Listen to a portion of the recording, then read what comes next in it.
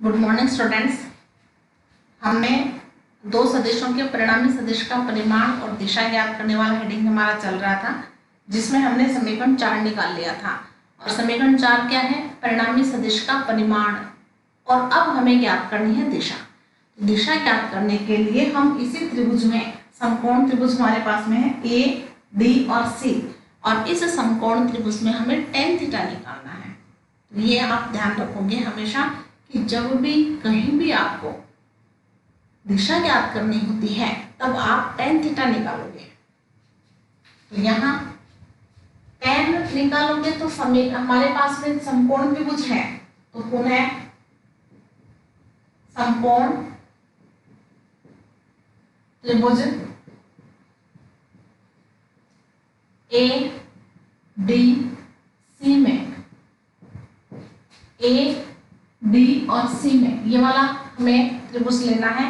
और इस त्रिभुज में tan थीटा हमें tan अल्फा निकालना है। तो tan अल्फा, ये अल्फा है ना, यहाँ ये कोण याद करना है हमें। ये कोण कौन सा कोण है कि परिणामी जो सदिश r है वो इस p सदिश के साथ कितने कोण पर है, हमें अल्फा ज्ञात करना है। बात समझ में आ गई? तो tan का जो मान है वो होता है लंब बटे आधार। लंब कितना है? CD, और आधार कितना है? AD। तो लंब CD और आधार है हमारे पास में AD। AD का जो मान है, A से लेकर D तक की दूरी को हम दो भुजाओं का योग ले सकते हैं। कौन कौन सी भुजा? AB plus BD। AD की जगह अपन क्या लिख सकते हैं? AB plus BD। ये अपन ने वहां पहले भी लिखा था। तो यहाँ ये आ जाएगा CD बटे AB प्लस BD। अब हमें इनका मान लिखना है। सब मान हमें पता है, हमने निकाल लिए हैं, निकाल रखे हमने। CD की वैल्यू कितनी है? उधर लिख रखा है, देखो, Q साइन थीटा। तो यह जाएगा Q साइन थीटा बटे में P प्लस AB का मान कितना है? P है, P plus Q cos theta. BD का मान क्या है? Cos theta. तो यह जाएगा tan अल्फा बराबर Q साइन थीटा बटे P plus Q cos theta. तो ये हमारा समीकरण आ गया, समीकरण 5। और यहाँ अपन tan इनवर्स भी निकालते हैं। tan इनवर्स आपके लिए ये सारे शब्द नए शब्द हैं, ठीक है ना? देखिए, क्योंकि आप 10th क्लास से आप 11th क्लास में आपने एक नया सब्जेक्ट लिया है, नया आपने रास्ता लिया है, तो कुछ नई चीजें भी आएंगी। उन्हें आप धीरे धीरे सीखोगे, बार बार पढ़ोगे, तो वो आपके धीरे धीरे पहचान में आने लगेगी, ठीक है ना? तो यहाँ 10th तक का जो लेवल है वो थोड़ा एकदम अलग है। और अब थोड़ा स्टैंडर्ड आपका बढ़ा, आपने 11th क्लास में आए। एक तो देखिए 8th क्लास से जब बच्चा 9th क्लास में आता है तब उसका स्टैंडर्ड थोड़ा सा ऊपर होता है, क्योंकि 9th 10th जो है वो ऊपर स्टैंडर्ड वाले हैं 8th की तुलना में। तो ठीक उसी प्रकार अब 11th 12th जो है वो 10th से थोड़ा ऊपर, कुछ अलग हटके, कुछ अलग आपको रास्ता। अब आप यहाँ सामाजिक नहीं पढ़ोगे, संस्कृत नहीं पढ़ोगे, आपको केवल साइंस पढ़ना है। और केवल साइंस में आप विस्तृत रूप से पढ़ोगे, हर एक छोटी छोटी चीज को आपको पढ़ना है। और वो कुछ चीजें ऐसी हैं जो एकदम नई आपके सामने आएगी। जैसे कोण आपने निकाला, तो कोण 10th तक आप चांदे से कोण निकालते हैं, चांदे से निकालते हैं ना कोण। अब यहाँ एकदम ही चेंज हो गया, एकदम अलग हो गया। अब यहाँ चांदे का कोई काम ही नहीं है, यहाँ पर थ्योरेटिकल आपको कोण निकालना होता है, समझ रहे हैं ना आप? तो यहाँ पर आप 2-3 बार इसको जब पढ़ेंगे, 2-3 बार इसको आप लिख कर देखेंगे, तो ये आपको फिर आने लगेगा। एक बार आपको हो सकता है कि एकदम नया लगे, एकदम यूँ लगे जैसे कभी सुना ही ना हो कोण। कभी ऐसे tan से हम कोण कैसे ज्ञात कर सकते हैं, कोण हम साइन से और कोस से क्यों नहीं ज्ञात कर सकते? तो ये बात मैंने आपको बताई थी कि जो साइन थीटा है उसको हम ज्या कहते हैं, कोस थीटा को कोज्या कहते हैं, और tan थीटा स्पर्शज्या कहलाता है। तो कोण स्पर्शज्या से ज्ञात किए जाते हैं। तो ये छोटी क्लासों में नहीं बताया जाता, तो बहुत सी ऐसी चीजें आपके सामने आएगी जो आपके लिए एकदम नई लगेगी आपको, लेकिन जब आप उसको सीख लोगे, आप उसको बार बार पढ़ोगे, तो आप एकदम परफेक्ट हो जाओगे। ठीक है ना। तो यहाँ tan की आपको वैल्यू ज्ञात करनी है और कोण आपको अल्फा ज्ञात करना है। तो यहाँ देखिए, इसको नए तरीके से अपन कैसे लिख सकते हैं, अल्फा बराबर tan इनवर्स, इसको बोलते हैं इनवर्स। tan की घात आप लिखोगे -1, क्योंकि tan यहां से इधर आ गया है ना। आप इतने दिन पक्षांतरण कर देते तो यहाँ वाली चीज आप नीचे लिखते थे ना। आप ऐसा समझ सकते हैं इसको, हालांकि तरीका गलत है, लेकिन इसको समझने के लिए आप इस तरह से समझ सकते हैं कि tan अल्फा बराबर मान लो कुछ भी है, कोई भी मान है, 1 मान है मान लो, ठीक है ना। तो आप tan को इधर से उधर ले जाओगे और गुणा में, हालांकि गुणा में नहीं होता ये पूरी एक एकल राशि होती है, ये इनवर्स में लिखी जाती है, लेकिन समझने के लिए आप ऐसा कर सकते हैं, अपनी पुराना जो आपका ज्ञान है उससे आप इसको अगर जोड़ कर देखें तो आप इसको क्या लिख सकते हो, आप इसको बटे में लिखोगे 1/tan लिखोगे ना, और इस tan को ऊपर ले जाओ, नीचे वाली राशि को ऊपर ले जाते हैं या ऊपर वाली राशि को नीचे ले जाते हैं, तो घात का चिन्ह बदलता है ना। तो यहाँ जब आप इसको ऊपर ले जाओगे तो यह जाएगा tan इनवर्स 1 और ये 1। हालांकि ये तरीका एकदम गलत है। क्यों गलत है तरीका ये? क्योंकि tan अल्फा एकल राशि होती है, उसमें केवल tan गुणा में जो राशि होती है उसका अपन भाग लगाते हैं, गुणा वाली राशि का भाग लगता है ना। जैसे मान लो a गुणा b बराबर 5 है, तो आप b बराबर लिख सकते हो 5/a,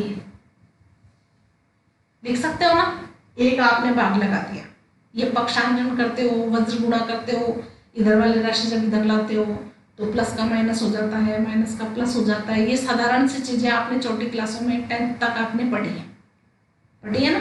अब ये तरीका एकदम गलत है, लेकिन याद रखने के लिए, आप इसको याद रखने के लिए ऐसा याद रख सकते हैं जिससे आपको ये ध्यान रहे कि यहाँ tan इनवर्स है, अपन इसको लिखते हैं, और ये वाली जो राशि है जैसे अपन ने 1 यहाँ लिखा ना, वैसे ये वाली राशि पूरी यहाँ आ जाएगी। तो Q sin थीटा बटे P plus Q cos theta, ये आपके आगे समीकरण नंबर 6। ठीक है।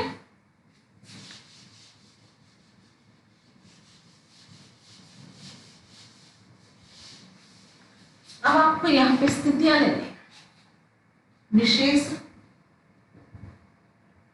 स्थितियां। नंबर 1, विशेष स्थितियां आप क्या लोगे, हमें P और Q की स्थितियां देखनी है। तो देखिए, ये ले लेते हैं अपन, ये P है और ये Q, ठीक है। P की दिशा इधर है और Q के ऊपर है, Q की डायरेक्शन ऊपर है, ठीक है, ये वाली ऐसे। अब इन दोनों को अगर अपन एक ही दिशा में कर दें, Q की डायरेक्शन इधर है, P की इधर है और Q के ऊपर है, ठीक है। अब दोनों को अगर अपन समान दिशा में कर दें, जिधर P है उधर ही अपन अगर Q को कर दें, दोनों की दिशा समान हो गई ना। तो यहाँ देखिए, P की दिशा ये है, Q की ऐसे है, इसको भी अगर अपन इधर ऐसे कर दें, तब थीटा का मान कितना हो जाएगा, 0 हो जाएगा ना। देखिए, P तो इधर है, Q ऐसे है, तो इन दोनों के बीच में एंगल कितना बना हुआ है, थीटा बना हुआ है ना, थीटा कोण बना हुआ है। अब इस Q को ऊपर न ले जाकर आप P की दिशा में अगर कर दोगे, ऐसे को आप धीरे धीरे नीचे लाकर आप ऐसे कर दोगे, तो थीटा का मान कितना हो जाएगा, 0 हो जाएगा ना। थीटा का मान 0 कब होगा, जब P और Q की दिशा समान होती है। तो जब P और Q की दिशा समान होगी, उस स्थिति में समीकरण 4 और समीकरण 5 से हमें परिणामी सदिश और हमें कोण ज्ञात करना है। तो यहाँ पर हम स्थिति नंबर 1 क्या लिखेंगे, यदि P सदिश व Q सदिश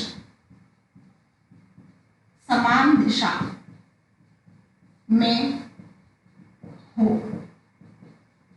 अर्थात थीटा बराबर 0 डिग्री। थीटा का मान कितना है? 0 डिग्री।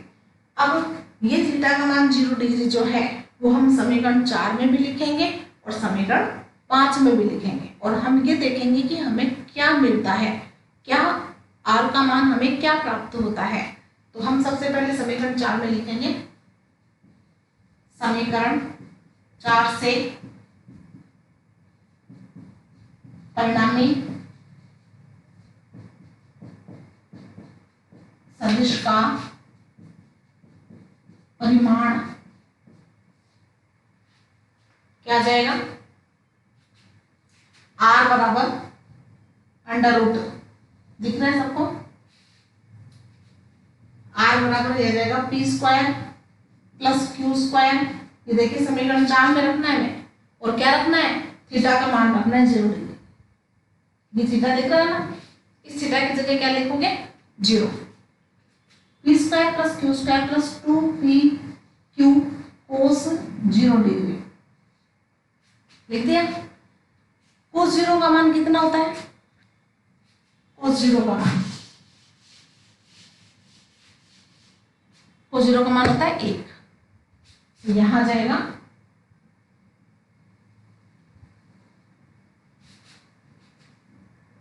r बराबर under root p square plus q square plus 2pq। Cos 0 का मान कितना आ गया? 1, और 1 को अपन लिखते नहीं है, नहीं लिखेंगे ना, तो यहाँ केवल इतनी राशि हमारे पास में आ गई। अब देखिए ये कोई एक फॉर्मूला बन रहा है क्या? p square plus q square plus 2pq, ये किसका फॉर्मूला बन रहा है? a प्लस b का होल स्क्वायर। पढ़ा है ना आपने? होल स्क्वायर का सूत्र पढ़ा है, a प्लस b का होल स्क्वायर क्या होता है? a square plus b square plus 2ab, ये होता है ना। और यही फॉर्मूला हमारे पास में यहाँ भी है, तो हम इसको होल स्क्वायर के रूप में लिख सकते हैं। क्या आ जाएगा? r बराबर under root p plus q का होल स्क्वायर लिख सकते हैं। इसको हम होल स्क्वायर लिख सकते हैं। अब ये देखिए होल स्क्वायर से अंडर रूट कट जाएगा, ये भी आपने पढ़ रखा है छोटी क्लासों में। होल स्क्वायर से रूट कट जाता है, तो ये आ जाएगा सीधा r बराबर p प्लस q। मतलब जब दोनों सदिशों की दिशा समान होती है तो परिणामी सदिश का मान उनके योग के बराबर होता है। जब p व q की दिशा समान होती है तब परिणामी सदिश का परिमाण दोनों सदिशों के योग के बराबर होता है। जैसे p का मान मान लो आपके पास 3 है और q का मान आपके पास में 2 है, तो r कितना हो जाएगा? 3 और 2 जोड़ दो, कितना आ जाएगा? 5। r का मान आ जाएगा 5। आ गया समझ में? लेकिन आपको जोड़ना कब है? जब दोनों की दिशा समान होती है तभी जोड़ना है। या तो थीटा बराबर 0 डिग्री दिया हुआ है, या ये दिया हुआ है कि दिशा समान है। समझ में आ गया? अब हमें समीकरण 5 से हमें कोण का मान भी ज्ञात करना है, तो समीकरण 5 से इसको आप समीकरण 7 दे दो। tan अल्फा बराबर समीकरण 5 देखो ये है, इसमें जहां जहां थीटा लिखा हुआ है वहां हम क्या लगा देंगे? 0 डिग्री। तो मान क्या आ जाएगा? q साइन 0 डिग्री बटे p प्लस q कोस 0 डिग्री। हमें अल्फा का मान पता करना है। अल्फा कितना होगा? लिख दिया। साइन 0 का मान क्या होता है? 0। 0 में किसी भी राशि का भाग लगाओगे तो क्या आएगा? 0। 0 आएगा ना, तो ये क्या आ जाएगा? 0। ठीक है। और tan थीटा का कौन सा मान 0 होता है? tan के सारे मान याद है क्या? tan कितने डिग्री का मान 0 होता है? 0 डिग्री का। tan 0 का मान 0 होता है ना? तो यहाँ पर आप लिखोगे tan 0 डिग्री, tan अल्फा बराबर tan 0 डिग्री। तो अल्फा का मान कितना आ जाएगा? 0 डिग्री। यहाँ पर क्या जाएगा? अल्फा बराबर 0 डिग्री। समझ में आ गया? इसी प्रकार हमने ये स्थिति नंबर 1 पढ़ी। जो स्थिति नंबर 2 है वो ये है कि सदिश P व Q परस्पर लंबवत हो, अर्थात थीटा बराबर 90 डिग्री। लंबवत P अगर ऐसे है, P अगर यूं है तो Q यूं है, ये P है और ये Q है, तो दोनों में कितने डिग्री का कोण बनेगा? 90 डिग्री का। आ गया समझ में? तो यहाँ पर समीकरण 4 और 5 वापस वही दोनों समीकरण लेंगे। समीकरण 4 और समीकरण 5। समीकरण 4 में यहाँ थीटा बराबर क्या लगाओगे? 90 डिग्री। पहले हमने क्या लगाया था? 0 डिग्री। अब 0 की जगह क्या लिखोगे? 90 डिग्री। कोस 90 का मान क्या होता है? 0। तो ये पूरा 0 हो जाएगा और आ जाएगा हमारे पास में p² प्लस q² का अंडर रूट। ठीक है। इसी प्रकार आप समीकरण 5 में भी 0 की जगह कितना लिखोगे? 90 डिग्री लिखोगे ना? तो यहाँ साइन 90, यहाँ कोस 90। कोस 90 का मान तो 0, तो ये प्लस के आगे वाली राशि 0 हो जाएगी और इसका मान आ जाएगा 1। तो समीकरण हमारे पास में सूत्र क्या आ जाएगा? tan अल्फा बराबर q बटा p,